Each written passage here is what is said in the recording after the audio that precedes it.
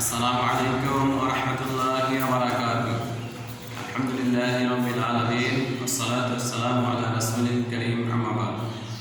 প্রিয় শিক্ষার্থী, আশা করি মহান আল্লাহ তাআলার রহমতে তোমরা সবাই ভালো আছো, নিরাপদে আছো। আলহামদুলিল্লাহ, আমিও মহান আল্লাহ তাআলার মেহেরবানিতে এবং তোমাদের দোয়ায় ভালো আছি। প্রিয় শিক্ষার্থী, নতুন বছরের শুরুতে তোমাদের নতুন ক্লাসে ক্লাস 5-এ ইসলাম ও নৈতিক শিক্ষা ক্লাসে সবাইকে স্বাগত জানাচ্ছি। প্রিয় শিক্ষার্থী, আমরা আজকে ইসলাম ও নৈতিক শিক্ষা বইয়ের প্রথম অধ্যায় আল্লাহ তাআলার কিছু গুণাবলী নিয়ে আলোচনা করব। এই ক্লাসে তোমরা মনোযোগ সহকারে থাকবে, শুনবে এবং আমার সাথে প্রশ্নের মাধ্যমে সংযুক্ত থাকবে। ইনশাআল্লাহ আজকে আমরা খুব মজা করে একটি ক্লাস নিব। তোমরা সকলেই ভালোভাবে মনোযোগ দিয়ে ক্লাসটি শোনো। প্রিয় শিক্ষার্থী, দেখো আমাদের প্রথম অধ্যায় আকাইদ বা বিশ্বাস। এর মধ্যে আলোচনার মধ্যে রয়েছে আল্লাহ তাআলার গুণাবলী। আমরা আল্লাহ তাআলার পরিচয় পেয়েছি, আল্লাহ তাআলার পরিচয় সম্পর্কে গত ক্লাসে আলোচনা করেছি। আজকে আমরা আল্লাহ তাআলার গুণাবলী নিয়ে আলোচনা করব। আল্লাহ তাআলার অনেকগুলো সুন্দর সুন্দর নাম রয়েছে, যেগুলিকে বলা হয় আল আসমাউল হুসনা বা সুন্দর নামসমূহ। মহান আল্লাহ তাআলা গুণে নিজেকে গুণান্বিত করে যদি আমরা জীবন পরিচালনা করতে পারি, তাহলে আমাদের চরিত্রটা কেমন হবে? সুন্দর, উত্তম হবে। আর ভালো মানুষ হয়ে যাওয়া কিংবা চলাফেরা করা এটা সহজ হয়ে যাবে। আল্লাহ তাআলা যেমন দয়ালু, তিনি সবাইকে দয়া করেন। আল্লাহ তাআলা যেমন আমাদেরকে পাপ ক্ষমা করেন, আমরা যদি কোনো অপরাধ করে আল্লাহ তাআলার কাছে যদি অনুতপ্ত হই, আল্লাহ তাআলা আমাদেরকে কি ক্ষমা করে দেন। অনুরূপভাবে আমরা অন্যের প্রতি দয়া দেখাবো এবং কেউ যদি আমাদের প্রতি কোনো অন্যায় করে, অপরাধ করে আর তারা যদি অনুতপ্ত হয়, আমরা তাদেরকে ক্ষমা করে দেব। কাজে আল্লাহ তাআলা হলেন আমাদের রব অর্থ পালনকর্তা, পালনকারী। তিনি আমাদের লালন পালন করেন, অর্থাৎ যিনি যাবতীয় নিয়ামত দিয়ে একটা জীবের জন্য যা কিছু প্রয়োজন সব কিছু দিয়ে যিনি লালন পালন করতে পারেন, তিনি হলেন রব, তিনি হলেন পালনকারী, পালনকর্তা। আর তিনি হলেন আল্লাহ তাআলা। আল্লাহ তাআলা হচ্ছে রাজ্জাক, তিনি সকল জীবের রিজিক দান করে থাকেন, জীবিকা দান করে থাকেন। এই জন্য আল্লাহ তাআলা একটি গুণবাচক নাম হলো রাজ্জাক, জীবিকা দানকারী, রিজিক দানকারী। কাজে আল্লাহ তাআলা আমাদেরকে খাদ্য দিয়ে থাকেন। এই জন্য আল্লাহ তাআলা এই ধরনের অনেক গুণবাচক নাম রয়েছে, যেগুলি আমাদের অন্তরে কিংবা আমাদের এইগুলি অনুশীলন করা দরকার। এই জন্য আল্লাহ তাআলা ঘোষণা করেন তাখাল্লাকু বিআখলাকিল্লাহ। কি হচ্ছে এখানে বলা হয়েছে তাখাল্লাকু বিআখলাকিল্লাহ, তোমরা আল্লাহ তাআলার গুণাবলী অনুশীলন করো, আল্লাহ তাআলার গুণে নিজেকে গুণান্বিত করো। কাজে আল্লাহ তাআলার গুণে নিজেকে গুণান্বিত হওয়ার নির্দেশ দেওয়া হয়েছে। কাজে আল্লাহ তাআলা যেমন দয়ালু, আমরা মানুষের প্রতি দয়া করব। আল্লাহ তাআলা যেমন ক্ষমাকারী, তিনি ক্ষমা করে থাকেন, আমরা অন্যের অপরাধ ক্ষমা করে দেব। কাজে আমরা আল্লাহ তাআলার এই গুণাবলী অর্জন করার চেষ্টা করব। আল্লাহ তাআলার গুণ সম্পর্কে জানা থাকলে আল্লাহ তাআলার প্রতি বিশ্বাস রাখা, আল্লাহ তাআলার উপর ভরসা রাখা এটা সহজ হয়ে যায়। আমাদের জীবন পরিচালনা করা সহজ হয়ে যায়, অন্যায় থেকে বেঁচে থাকা সম্ভব হয়। আল্লাহ তাআলা সব কিছু শুনেন, সব কিছু দেখেন, সব কিছুর খবর রাখেন। এটা যদি আমরা বিশ্বাস রাখি, তাহলে কিন্তু আমাদের পাপ কাজ করতে গেলে মনে হবে আল্লাহ তাআলা তো এটা দেখতেছেন, আল্লাহ তাআলা কিন্তু এই বিষয়গুলি কি করতেছেন, খবর রাখতেছেন। কাজে তখন আমরা ওই পাপ কাজ থেকে কিংবা অপরাধমূলক কাজ থেকে বিরত হয়ে যাই, বিরত থাকতে পারি।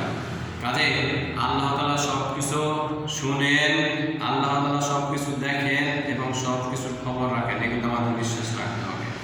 কাজে আল্লাহ তাআলার প্রতি যদি এইভাবে আমরা পূর্ণ বিশ্বাস করতে পারি, বিশ্বাস রাখতে পারি, তাহলে আমরা সহজে অন্যায় পাপ থেকে, অন্যায় কাজ থেকে আমরা কি দূরে থাকতে পারি।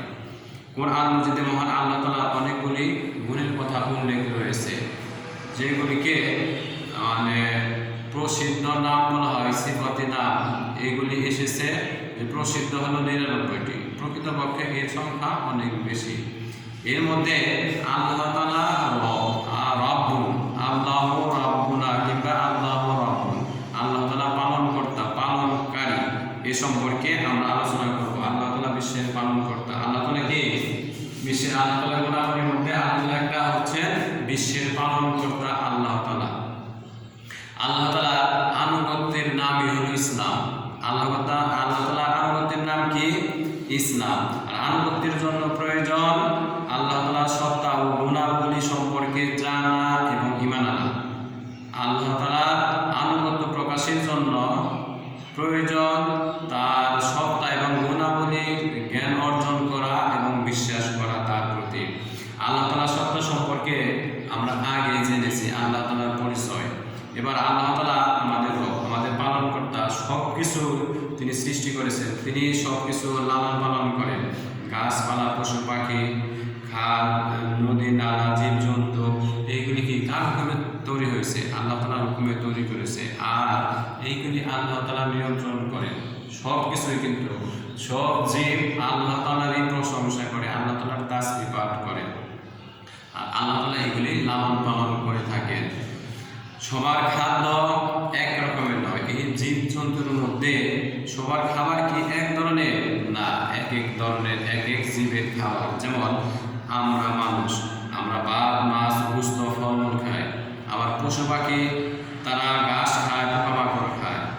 আবার আমরা যদি দেখি বড় বড় গাছপালা, এই গাছপালাও কিন্তু খাদ্য গ্রহণ করে। এদের কিন্তু মুখ নেই, কিন্তু খাবার গ্রহণ করে।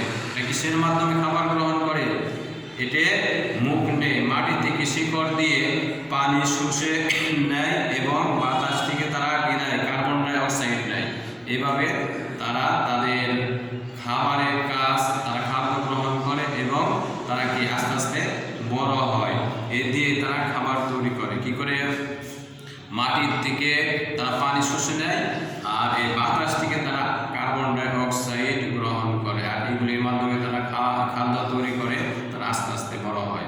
আমরা সব সময় শ্বাস নেই, শ্বাস ফেলি। আমরা কি শ্বাস প্রশ্বাস নেই, শ্বাস নেই এবং শ্বাস ত্যাগ করি। আর এইগুলি, এই শ্বাস প্রশ্বাস ছাড়া কোনো জীবই বেঁচে থাকতে পারে না। জীবের শ্বাস ফেলার জন্য সময় কার্বন ডাই অক্সাইড যুক্ত বায়ু তারা কি করে? বের করে দেয়। আর গাছপালা এগুলি গ্রহণ করে কার্বন ডাই অক্সাইড। তারা কি করে? খাদ্য তৈরিতে এগুলি তারা গ্রহণ করে। আর আমরা যে গ্রহণ করি, আমরা নিঃশ্বাসের সাথে যেগুলি গ্রহণ করি সেটা হলো অক্সিজেন। আর গাছপালা এই অক্সিজেন ছাড়ে। গাছপালা কি আমাদের জন্য অক্সিজেন ছাড়ে। কাজে আমরা শ্বাস নেওয়ার সময় এই অক্সিজেন গ্রহণ করি এবং ফেলার সময় আমরা কার্বন ডাই অক্সাইড ত্যাগ করি। তাহলে দেখো, আল্লাহ তাআলা এই পৃথিবীকে ভারসাম্য করার জন্য কত সুন্দর একটা ব্যবস্থা করে দিয়েছেন। যেটা আমাদের জন্য বিষাক্ত, আমাদের জন্য খারাপ, ওইটা গাছপালার জন্য ভালো, ওটা তারা গ্রহণ করছে খাদ্য তৈরিতে। আবার গাছের জন্য যেটা খারাপ, ওটা আমাদের জন্য ভালো। গাছ অক্সিজেন ছাড়ছে আর অক্সিজেন আমরা গ্রহণ করছি। কাজে কত সুন্দর করে এই পৃথিবীটা ভারসাম্য করে দিয়েছেন কে? মহান আল্লাহ তাআলা। কাজে যে জীবে যে ধরনের খাদ্যের প্রয়োজন, আল্লাহ তাআলা ওই ধরনের খাদ্য দিয়ে তাদেরকে বাঁচিয়ে রেখেছেন। তাহলে দেখো আল্লাহ তাআলার মহিমা কত বড়, আল্লাহ তাআলা কত মহান, আল্লাহ তাআলা কত বড় দয়ালু, যে তিনি আমাদের এইভাবে লালন পালন করছেন। আমাদের জন্য যা বিষ, গাছপালা সেটা খাদ্য তৈরিতে গ্রহণ করছে, আর গাছপালা যেটা ত্যাগ করছে ওইটা আমরা অক্সিজেন হিসাবে গ্রহণ করছি। কাজে এইভাবে আল্লাহ তাআলা আমাদেরকে লালন পালন করতেছেন। এখন আমরা জানি যে পানির অপর নাম জীবন। তবে এখন আরেকটু আমরা সংশোধন করে বলতে পারি বিশুদ্ধ পানির অপর নাম জীবন। এই পানির মাধ্যমে সব জীব বেঁচে থাকে, আল্লাহ তাআলা বাঁচিয়ে রাখেন। পানি ছাড়া কোনো জীবই কি বেঁচে থাকতে পারে না। পানি ছাড়া গাছপালাও বাঁচে না, আমাদের প্রচুর পানি ব্যবহার করতে হয়। এই পানি আমরা কোথা থেকে পাই? এই পানি কার দান? আল্লাহ তাআলার দান। আমরা প্রতিদিন সূর্যের তাপে নদী, নালা, খাল, বিল, সাগরের পানি এগুলি কি জলীয় বাষ্পে পরিণত হয়। জলীয় বাষ্পে পরিণত হয়ে এইগুলি মেঘ আকারে আকাশে ভেসে বেড়ায়। মেঘ আকারে কোথায় ভেসে বেড়ায়? আকাশে ভেসে বেড়ায়। আবার এই সময় উপরে যেতে যেতে আস্তে আস্তে একবার ঠান্ডা হয়, আবার তারা কি করে এই পৃথিবীতে বর্ষণ হয় বৃষ্টি আকারে, বৃষ্টির উপরে ঝরে পড়ে। এই পানির কিছু অংশ মাটির নিচে শুষে নেয়, মাটির নিচে জমা হয়, আবার কিছু অংশ পুকুর, নদী, নালা, খাল, বিল ও সাগরে পড়ে। মাটির নিচে জমা পানি আমরা কূপ কিংবা নলকূপের মাধ্যমে আমরা পেয়ে থাকি। এই পানি খুবই বিশুদ্ধ। বিশুদ্ধ পানি ব্যবহারে স্বাস্থ্যসম্মত, এটা ভালো। নদী, খাল, বিল, পুকুরের পানি আমরা ব্যবহার করি। এসবের পানি যাতে বিশুদ্ধ থাকে সেই ব্যবস্থা নেওয়া আমাদের দরকার, সেদিকে খেয়াল রাখবো আমরা। ভাবতে অবাক লাগে, দেখো পরম দয়ালু আল্লাহ তাআলা পানি চক্রের মাধ্যমে কেমন করে আমাদের প্রতিনিয়ত বিশুদ্ধ পানির যোগান দিয়ে থাকেন, সুন্দর করে আমাদের পানির ব্যবস্থা করে থাকেন। এই পানি বৃষ্টি, নদী, নালা, সাগর, মহাসাগর সব কিছুই কার দান? মহান আল্লাহ তাআলার দান। দেখো প্রিয় শিক্ষার্থী, আমরা যদি আমাদের বইয়ে দেখি যে এই যে কত সূর্যোদয়ের দৃশ্য, সূর্য উদিত হচ্ছে পানির মধ্যে থেকে, এগুলি পানি, মেঘমালা, এগুলি বৃষ্টি বর্ষণ হচ্ছে, আল্লাহ তাআলা বৃষ্টি বর্ষণ করছেন। এই পানিগুলি দেখো পরে পাহাড়ে বৃষ্টি হয়ে গড়িয়ে পড়ছে, সাগরে যাচ্ছে। এইগুলি কি পানি চক্র। এই সম্পর্কে মহান আল্লাহ তাআলা সূরা ওয়াকিয়া ৬৮ এবং ৬৯ নম্বর আয়াতে আল্লাহ তাআলা বলেন, আফারাআইতুমুল মাআল্লাযী তাশরাবুন আনতুম আনজালতুমুহু মিনাল মুজনি আম নাহনুল মুনজিলুন। মহান আল্লাহ তাআলা এখানে বলেন, তোমরা যে পানি পান করো সেই পানি সম্পর্কে কি তোমরা ভেবে দেখেছ?